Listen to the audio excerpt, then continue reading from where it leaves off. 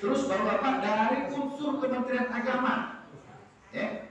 Yang kedua unsur kepolisian. Yang ketiga unsur dari TNI. Yang keempat unsur dari Depdagri, Menteri Dalam Negeri. Dari kesehatan, dari Kementerian Kesehatan, dari pihak intelijen, itu Pak ada semua. Dari pihak BPK ada semua Pak. Jadi Bapak tidak usah khawatir. Ya, nanti di sana di Mekah dan di Madinah kita tidak bisa melihat dari TNI ini tidak bajunya sama semua. Nah, tapi kita lihat teman-teman saya itu Pak dari Kopassus di sana kemarin. Kalau misalnya ada jemaah yang hilang, mereka cepat bergerak 24 jam mencari. Yang penting jemaah haji itu jangan lupa gelang yang sudah diberikan. Karena di gelang itulah Pak semua identitas kita, identitas hotel kita, identitas kamar kita ada semua di gelang yang diberikan kepada para jemaah. Nah maka dari itu jangan sampai hilang dan jangan tidak dipakai. Nah bagaimana cara orang petugas mengetahuinya? Nanti Bapak-Bapak, para petugas itu disertai HP. Di HP ini ada aplikasi untuk membaca barcode yang ada di gelang Bapak. Ketika ditempelkan, terlihat semua data Bapak itu. Oh Bapak ini nginepnya di hotel situ, kamarnya kamar sekian, namanya ini, asal daerahnya ini, ada semua. Setelah barcode yang ada di HP di gelang Bapak itu ditempelkan di HP. Nah itu HP petugas. Jadi jangan takut. Nah, kalau masalah ibadah, misalnya bacaan-bacaan apa-apa itu, semuanya sudah ada Pak. Nanti ada pembimbing ibadah yang kata saya tadi, ya, petugas yang mereka ada di tengah-tengah para jemaah. Nah, mereka akan membimbing bagaimana bacaan talbiyah, harus kemana nantinya. Itu sudah ada semua pembimbing. Yang penting kita jemaah di situ ikuti arahan petugas. Insya Allah kita akan aman dan tidak tersasar. Nah, Bapak Ibu para jemaah, calon jemaah rahimakumullah, yang perlu saya ingatkan, kota Mekah dan kota Madinah itu jalannya sangat besar Bapak. Jalan aspalnya itu sangat besar dan bagus, licin, tidak ada lubang. Jadi di sana mobilnya ngebut Pak. Nah hati-hati ketika kita nyebrang. Banyak sekali jemaah kena tumbur karena kecepatan di sana sangat cepat orang-orang bawa mobil Pak. Nah itu saya perlu ingatkan. Jadi ketika kita bagaimana cara kita mau menyeberang? Ketika mau nyebrang Pak, bukan kita lihat kiri kanan, bukan kata stop enggak, stop ya. Angkat tangannya diangkat. Nah kalau tangannya diangkat, sopir itu sudah mengerti dia. Nah jadi kalau kita mau menyeberang, tangannya diangkat, ini kode. Nah baru kita, nanti mereka stop kalau nyebrang. Nah ini yang perlu saya ingatkan situasi di sana. Terus bagaimana kalau kita mau nyuci baju? Ini saya pengalaman situ dulu Pak. Nanti bawa bingung. Nah saya ingatkan, kalau bisa bawa barang ketika di Indonesia itu kopernya kosong, dikit bajunya. Tapi ketika pulang kopernya gendut boleh, ya boleh. Nah, kenapa begitu Pak? Harga baju pakaian di Mekah dan di Madinah lebih murah dari Indonesia. Jadi apa yang kita bawa? ATM dan duit cash.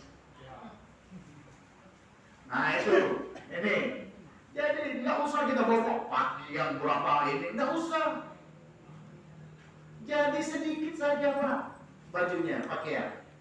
Tapi yang kita perlukan adalah uang cash dan ATM. Lah uang cash gimana Pak saya?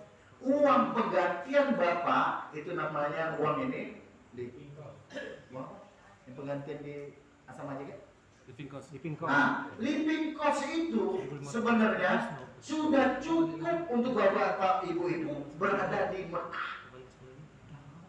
Sebenarnya living cost itu sudah cukup.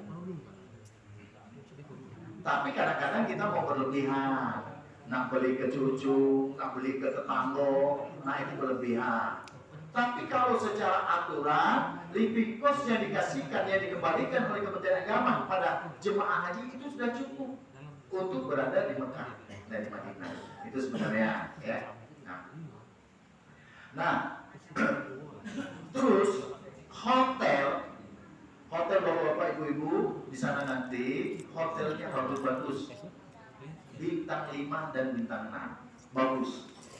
Dan di sana hampir rata-rata hotelnya itu 16 tingkat. Wah, 16 tingkat. Gimana Pak?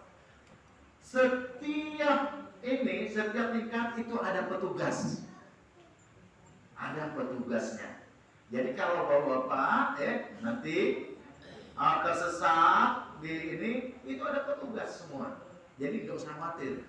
Kita bertanya, kok cirinya gimana tugasnya? Mereka pakai rompi. Pakai rompi, ada tanda-tanda bendera Indonesia.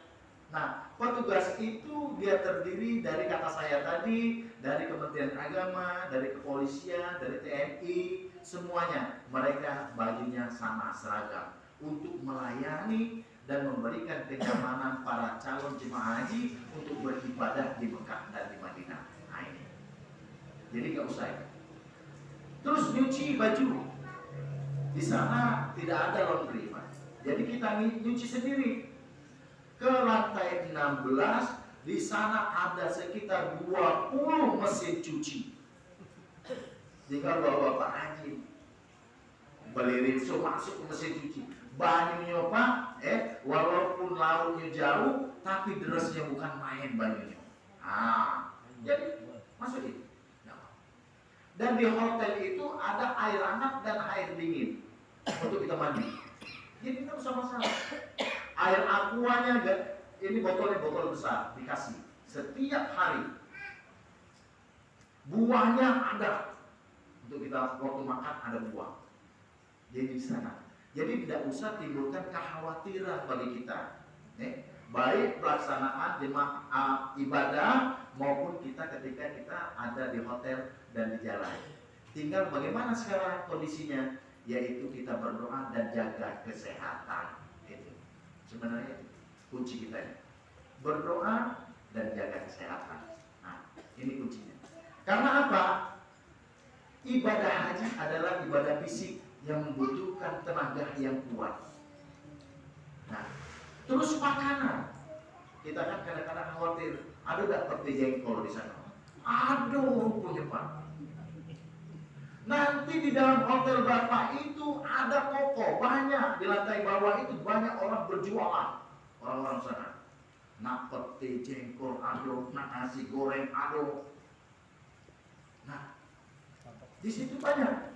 Jadi nggak usah khawatir nak bawa cabai. Di situ ada. Iya.